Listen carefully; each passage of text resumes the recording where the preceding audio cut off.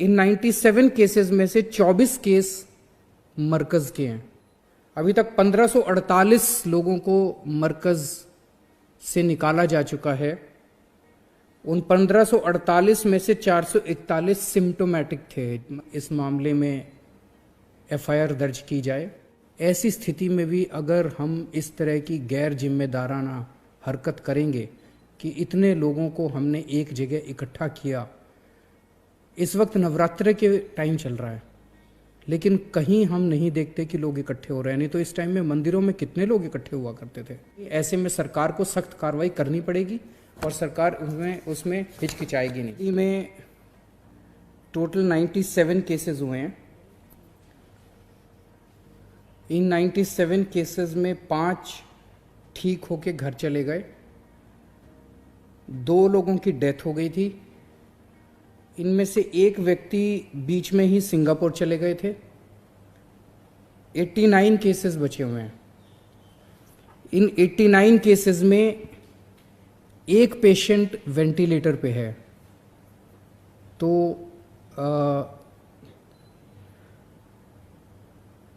हम सोच सकते हैं कि वही थोड़े से सीरियस हैं, भगवान करे वो भी ठीक हो जाए।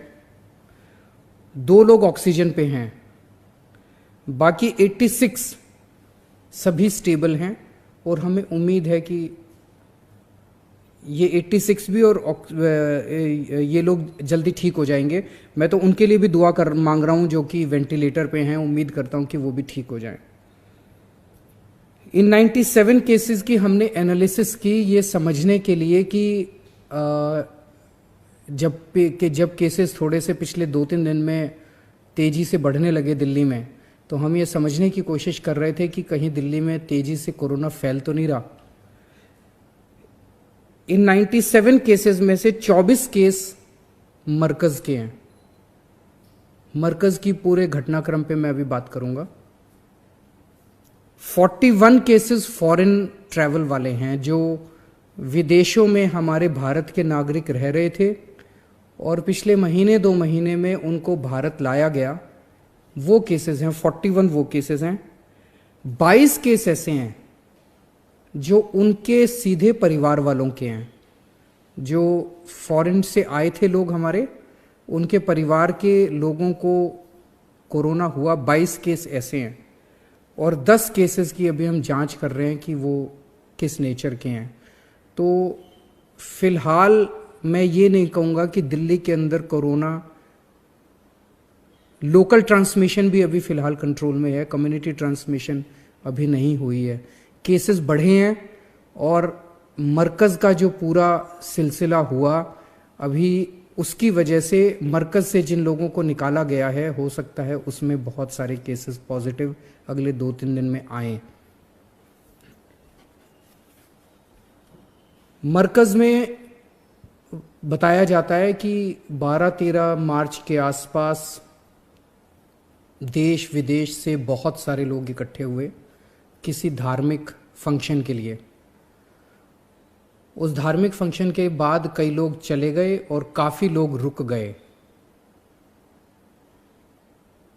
अब जब पता चला तो उनमें से उनको पिछले कल से परसों से वहाँ से निकाला जा रहा है।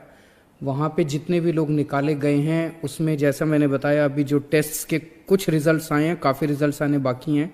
24 लोग पॉजिटिव केसेस मिले हैं। उनमें 441 लोग ऐसे हैं।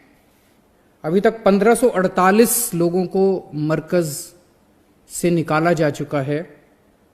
उन 1548 में से 441 सिम्टोमेटिक थे, मतलब उनमें सिम्टम्स थे। किसी को खांसी थी, किसी को बुखार था, इस तरह के सिम्टम्स थे, कोरोना के सिम्टम्स थे। उन 441 को अस्पतालों में पहुंचा दिया गया है। उनके सबके टेस्ट्स हो रहे हैं। इसके अलावा 1107 केसेस उनको क्वारंटाइन के लिए भेज दिया गया। इनमें सिम्टम्स नहीं थे, इनको क्वारंटाइन के लिए भेज दिया गया। एक चीज़ मैं कहना चाहता हूं कि ये ऐसी बीमारी है जिसने पूरे विश्व को अपनी चपेट में ले लिया है। बड़े बड़े विकसित देश नहीं बचे। अमेरिका में हज़ारों लोगों की मौत हो रही है, स्पेन में हज़ारों लोगों की मौत हो रही है, इटली में हज़ारों लोगों की मौत हो रही है, चाइना में हज़ारों लोगों की मौत हुई है। कितने देशों के अंदर लोग मर रहे हैं। ऐसी स्थिति में भी अगर हम इस तरह की गैर जिम्मेदाराना हरकत करेंगे कि इतने लोगों को हमने एक जगह इकट्ठा किया। इस वक्त नवरात्र के टाइम चल रहा है, लेकिन कहीं हम नहीं देखते कि लोग इकट्ठे हो रहे हैं। नहीं तो इस टाइम में मंदिरों में कितने लोग इकट्ठे हुआ करते थे। गुरुद्वारे सारे बंद कर दिए गए हैं। मस्जिदों के अंदर लोग इकट्ठे नहीं हो रहे हैं। मस्जिदों अपने अपने घर के अंदर नमाज पढ़ रहे हैं लोग, मस्जिदों में लोग इकट्ठे नहीं हुए हैं। मक्का खाली हो गया, वेटिकन सिटी खाली हो गया।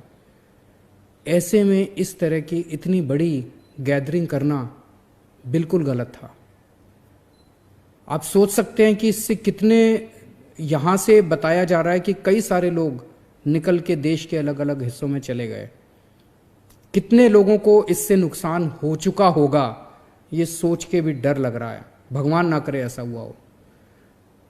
तो मैं सभी रिलीजियस लीडर्स से, सभी लोगों से अपील करना चाहता हूं हाथ जोड़ के, ऐसी हरकत मत कीजिए। चाहे किसी की धर्म के हो, सभी इंसान हैं और हर इंसान की जिंदगी प्यारी है। तो इस मामले में कल शाम को ही दिल्ली सरकार ने एलजी साहब को लिखा था कि इस मामले में एफआईआर दर्ज की जाए। मुझे पूरी उम्मीद है कि एलजी साहब तुरंत जल्द इस पे आदेश दे देंगे। और मैं सुन रहा था कि कई लोग कह रहे हैं कि इतनी तारीख को इस अफसर को चिट्ठी लिखी गई थी, उसने एक्शन नहीं लिया। इतनी तारीख को इस अफसर को चिट्ठी लिखी गई थी। अगर किसी भी ऑफिसर की कोताही मिलती है, उसको भी नहीं बख्शा जाएगा, क्योंकि ये जो पूरा का पूरा सिलसिला हुआ है ये बहुत ही गलत है, बहुत गलत है। कितने लोग जो अंदर मौजूद थे उनकी जिंदगी के साथ खिलवाड़ हुआ है। वहां से निकल के कितने लोग देश भर में गए। कल मैंने सुना तेलंगाना में जो लोग यहां से निकले थे, तेलंगाना पहुंचने के बाद 6 लोगों की उनमें से मौत हो गई। कितने जिन्होंने डायरेक्ट पार्टिसिपेट किया था उनकी जिंदगी खतरे में, और कितने लोग जो बाद में उनके संपर्क में आए उनकी जिंदगी खतरे में हो सकती है। ऐसी हरकत हमें बिल्कुल नहीं करनी। ऐसे में सरकार को सख्त कार्रवाई करनी पड़ेगी और सरकार उसमें हिचकिचाएगी नहीं।